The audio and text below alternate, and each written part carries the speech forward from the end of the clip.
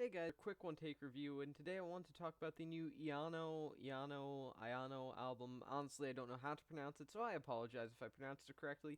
Their new album, Life Cycles. The important part isn't the name of the actual project, but the actual man behind it, Chris McCracken. This is his sophomore album, as well as his first since his debut last year.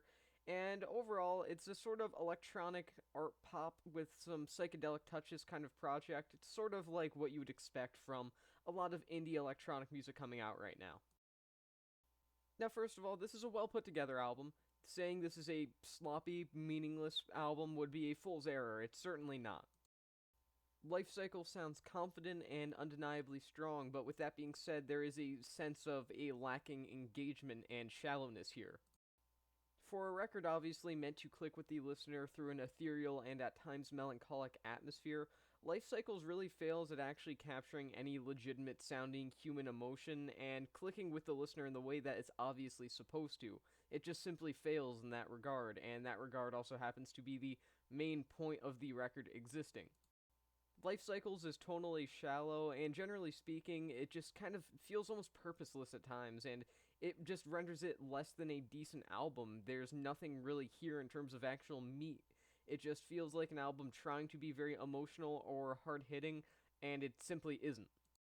What could have been a solid but unnoteworthy indie electronic project ends up being something that is definitely unnoteworthy, but certainly not solid, as it has a lack of emotion, a sense of shallowness, and a general other sense of overconfidence that, generally speaking, just renders it not even a boring listen, but actually a mildly unpleasant one to at least some extent, especially for the fact that it goes on for 40 minutes, which really isn't that bad in the grand scheme of concept, or in the grand scheme of the concept of an album. But really, when it feels this dry and uninspired, it certainly feels like a long time, which is why I'm giving it 2.5 stars out of 5. Life Cycles just certainly isn't for me. I don't find it interesting, and I think it's actually a dreadful listen at times.